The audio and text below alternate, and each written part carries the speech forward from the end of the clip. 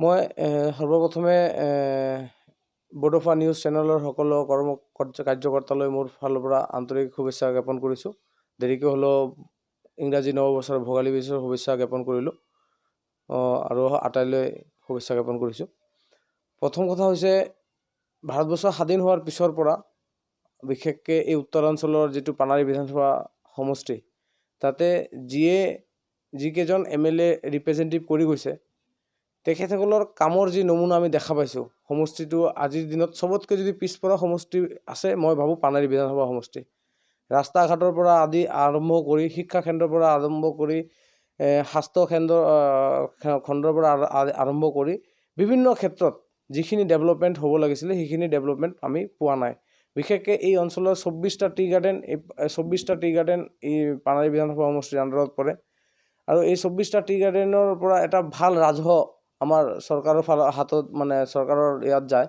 সেইবিলাক বস্তু যদি আমি এনালাইচিছ কৰোঁ, দেখা পাইছোঁ পৰ্যায়ক্ৰমে আমাৰ এই ঠাইবিলাক আজিলৈকে ডেভেলপড হোৱা নাই। আৰু বহুত পুৰণা বিধানসভা সমষ্টি, ৰাইজে ইয়াতে পানাৰী বিধানসভা সমষ্টিৰ আণ্ডাৰত বহুতকেইটা আপোনাৰ কমাৰ্চিয়েল প্লেচ আছে, যিবিলাকৰ নাম ভাল ইয়াত লিখা হয়। সেইবিলাক বস্তু চাই মই চিন্তা ভাৱনা কৰিছোঁ যে যদি এই পানাৰী বিধানসভা সমষ্টিখন অসমৰ ভিতৰত এখন সুন্দৰ আৰু ধুনীয়া উজ্জ্বল সমষ্টি বনাব লাগে, তেনেহ'লে আমি যুৱচাম আগবাঢ়ি আহিব লাগিব। আৰু সেইকাৰণে মই এইবাৰ আগবাঢ়ি আহিছোঁ। যদি পানাৰী বিধানসভা সমষ্টিৰ পৰা দলে মোক প্ৰাৰ্থিত্ব দিয়ে, তো অহা দিনত এই পানাৰী বিধানসভা সমষ্টিক মই কেনেকুৱাকৈ আগবঢ়াই লৈ যাব লাগে তাৰ চিন্তা চৰ্চা মোৰ মূৰত মাথাত ৰাখিছোঁ। আৰু সেই চিন্তা চৰ্চাৰে পানাৰীখন মোৰ প্ৰাইম টাৰ্গেট হ'ব বুলি মই আশা ৰাখি মই এইবাৰ প্ৰাৰ্থিত্বৰ কাৰণে দলীয়ভাৱে মই টিকেট বিচাৰিম। নেতা আছিল, এই ক্ষেত্ৰত আপোনাক সমষ্টিবাসীয়ে কেনেকুৱাকৈ আঁকোৱালি ল'ব বুলি ভাবিছে?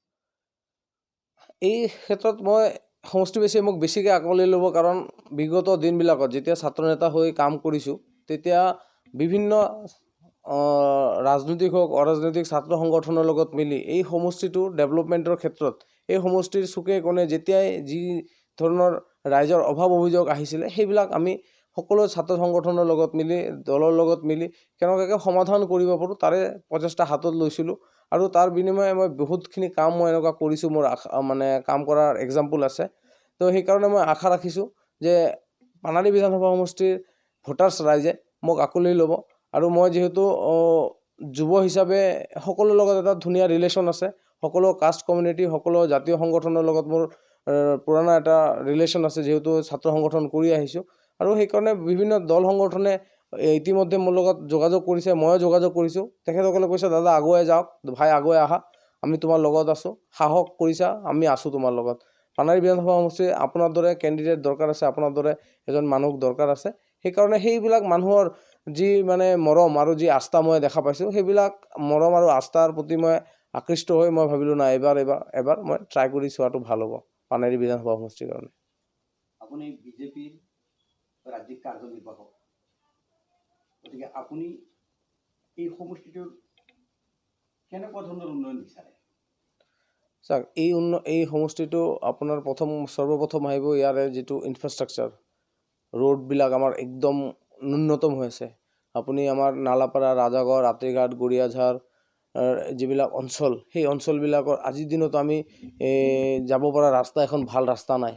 তাতে শিক্ষাখণ্ডৰ মানদণ্ড উন্নতি নহয়। এনেকুৱা এতিয়া বহুত ভেঞ্চাৰ স্কুল আছে, যাত এনৰলমেণ্ট ৰোলত 100-150 ষ্টুডেণ্ট আছে, কিন্তু আজিলৈকে সেইবিলাক স্কুল চৰকাৰীভাৱে চৰকাৰী খাতাত সিহঁতৰ নাম নাই।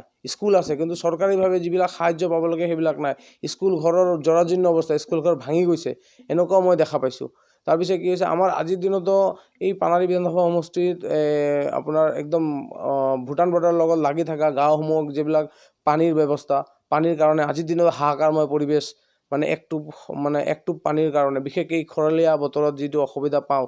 তাৰপিছত স্বাস্থ্য কেন্দ্ৰৰ পিনে আপোনাৰ পানাৰী বিধানসভা সমষ্টিৰ আণ্ডাৰত এখনো ভাল চিকিৎসা কেন্দ্ৰ নাই, যাতে আমাৰ ইয়াৰ মানুহখিনি প্ৰিমিনাৰী যিখিনি আপোনাৰ পাব লাগে, ট্ৰিটমেণ্ট পাব লাগে, সেই ট্ৰিটমেণ্টখিনিও আমাৰ মানুহখিনিয়ে নাপায়।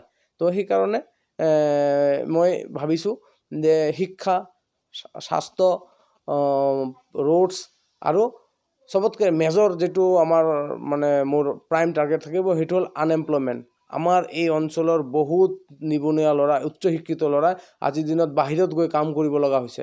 সেই ল'ৰাবিলাকক ইয়াতে কেনেকুৱাকৈ কৰ্মসংস্থাপন দিব পৰা যায়, সেই বস্তুটোৰ মোৰ চবতকৈ প্ৰাইম টাৰ্গেট থাকিব। আৰু মই যদি আহোঁ, মোৰ ফাৰ্ষ্ট ইনিচিয়েটিভ সেইটোৱে হ'ব যে আমাৰ আনএমপ্লয়মেণ্ট ইউথছবিলাকক আমি কেনেকুৱাকৈ এমপ্লয়মেণ্ট দিব পাৰোঁ আৰু আমাৰ ঘৰৰ ল'ৰাবিলাকক আমি ঘৰত ৰাখিব পাৰোঁ, যাতে সিহঁতে ঘৰত থাকি সমাজটোক ডেভেলপমেণ্ট কৰিব পাৰে আৰু নিজকে যাতে ডেভেলপমেণ্ট কৰিব পাৰে। এই 3-4টা পইণ্টৰ ওপৰত মই অহা দিনবিলাকত কাম কৰিম বুলি মোৰ এটা আস্থা, মানে মই এটা ভাবি থৈছোঁ। আপুনি কিমান শতাংশ তাৰমানে আশাবাদী যে আপোনাক টিকেটটো মানে দিয়াৰ ক্ষেত্ৰত? মই 100% আশাবাদী, আপোনাক টিকেটটো নিশ্চয় দিব। দলৰ হৈ মই কাম কৰি গৈছোঁ। মই যোৱা 6 নৱেম্বৰত পাৰ্টিত জইন কৰিছিলোঁ। তাৰপিছত মোক দলে BTC নিৰ্বাচনত যিখিনি দায়িত্ব দিছিলে মই এইখিনি সুচাৰুৰূপে পৰিচালনা কৰিছোঁ, যাৰ কাৰণে মোক দলে খুব কম সময়ৰ মাজতে ৰাজ্যিক কাৰ্যনিৰ্বাহক হিচাপে মোক মানে দায়িত্ব দিছে। আৰু ৰাজ্যিক কাৰ্যনিৰ্বাহক দায়িত্ব দিয়াৰ পিছত মোক যেতিয়া যি দায়িত্ব দিছে মই সেইখিনি সুচাৰুৰূপে পালন কৰিছোঁ, যাৰ কাৰণে আজিৰ দিনত আমাৰ যিটো সাংগঠনিক যিটো ভেটি, সেই ভেটিত মই এতিয়া সুজিত চৰকাৰ হিচাপে এটা পৰিচয় মই বনাব পাৰিছোঁ। সেইকাৰণে মই আশাবাদী, দলে মোক 100% টিকেট দিব বুলি।